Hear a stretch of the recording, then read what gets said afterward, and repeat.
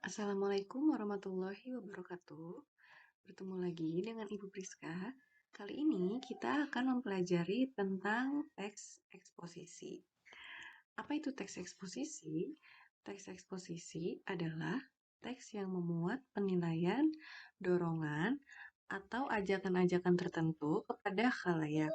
Bentuk teks eksposisi, terutama di dalam media massa, dapat berupa esai, tajuk rencana, atau tanggapan kritik.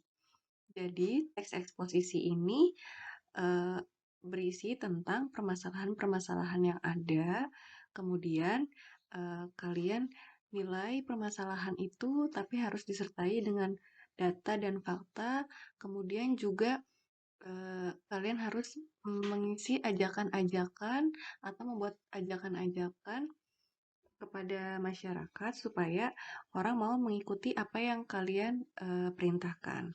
Misalkan tentang COVID ini. COVID ini ada teks eksposisinya, kalian buat teks eksposisinya, ya. Terus kalian isi data-datanya, fakta-faktanya, kemudian kalian juga masukkan ajakan-ajakan, ya, supaya orang mau mengikuti apa yang kalian perintahkan, misalnya tentang menjaga protokol kesehatan. Nah, itu disebut dengan teks eksposisi.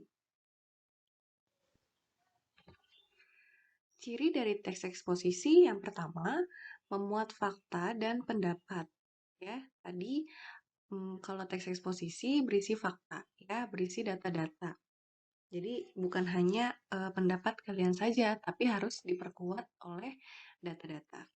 Kemudian bersifat informatif, ya. Jadi teks eksposisi ini harus bersifat memberikan informasi. Kemudian yang ketiga, memuat informasi pengetahuan. Yang keempat, netral dan objektif. Jadi, kalau kalian membuat teks eksposisi, jadi teks eksposisi ini tidak boleh memihak salah satu pihak, ya. Jadi harus bersifat netral dan bersifat objektif. Kemudian yang kelima, terdapat penilaian dan ada upaya membujuk. Jadi kalian dalam membuat teks eksposisi, jadi teks eksposisi ini isinya tentang penilaian, ya. Misal kalian mengomentari tentang COVID-19 ini. Lalu selain kalian mengomentari, selain kalian menilai, kalian juga harus membujuk, ya, orang-orang untuk menjaga protokol kesehatan misalkan, ya. Jadi teks eksposisi ini selain terdapat penilaian, juga harus ada bujukan. Lalu yang keenam, teks eksposisi disampaikan dalam bentuk baku. Jadi bahasa-bahasa dalam teks eksposisi ini harus bersifat baku, bukan bahasa yang digunakan untuk percakapan santai, untuk percakapan sehari-hari.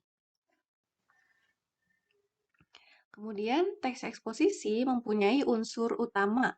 Unsur utamanya ada dua. Yang pertama ada gagasan. Gagasan disebut juga ide ataupun pendapat. Isinya berupa pernyataan yang mungkin berupa komentar, penilaian, saran, dorongan, dan bujukan. Jadi gagasan ini hanya berupa pendapat ya, ataupun saran ataupun bujukan, bukan berupa data-data yang sesuai dengan kenyataan yang ada. Contohnya, jika pemerintah tidak cepat bertindak dalam 10 tahun mendatang, hutan Sumatera akan musnah dan diikuti musnahnya hutan Kalimantan. Nah, di situ ada kata jika pemerintah. Nah, jikanya ini kan belum terjadi. Nah, maka ini bisa disebut dengan kalimat gagasan, ya, ataupun ide ataupun pendapat. Nah, unsur yang kedua adalah fakta. Fakta adalah keadaan peristiwa yang merupakan kenyataan atau bisa kita sebut dengan sesuatu yang benar-benar ada atau terjadi. Dalam teks eksposisi, fakta berfungsi untuk memperkuat gagasan sehingga diharapkan lebih meyakinkan khalayak. Jadi kalau tadi di gagasan kalian memberikan pendapat, nah kalian tidak boleh hanya memberikan pendapat saja, tapi harus diperkuat dengan fakta, yaitu keadaan atau peristiwa ataupun data yang sebenar-benarnya terjadi, ya. Biasanya fakta ini dibuktikan dengan angka, ya. Misalkan 300 orang, kemudian tanggal, kemudian survei. Nah, itu disebut dengan fakta. Contohnya, selama bulan Januari sampai Oktober, 45% dari keseluruhan titik kebakaran terkonsentrasi di Provinsi Riau. Nah, ini merupakan fakta karena ada data-datanya. Datanya berupa apa? Datanya berupa waktunya yaitu Januari sampai Oktober. Kemudian berupa angka ya 45%. Lalu berupa tempat juga yaitu di Provinsi Riau. Nah, sekarang kita ke jenis paragraf dalam teks eksposisi. Nah, teks eksposisi ini kan paragrafnya ada banyak ya. Kemudian masing-masing paragraf itu ada jenisnya ya. Nah, yang pertama ada paragraf deduktif. Paragraf deduktif ini adalah paragraf yang gagasan umumnya terletak di awal paragraf.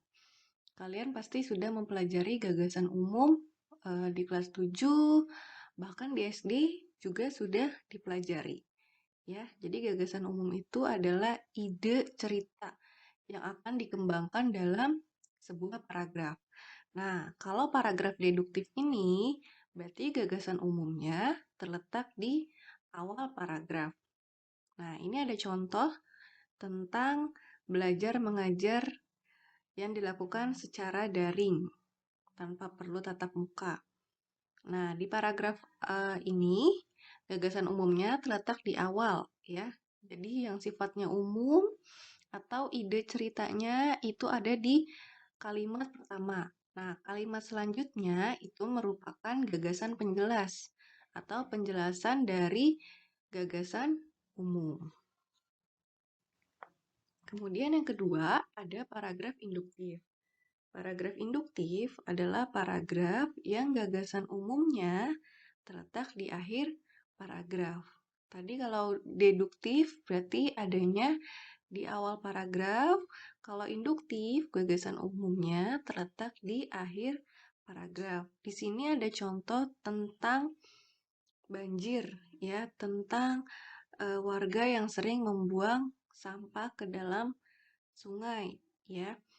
Nah, si gagasan umumnya atau ide ceritanya itu adanya di akhir. Sedangkan di kalimat awal itu berupa penjelas dari gagasan umum. Nah, gagasan umum yang terletak di akhir ini disebut dengan paragraf induktif.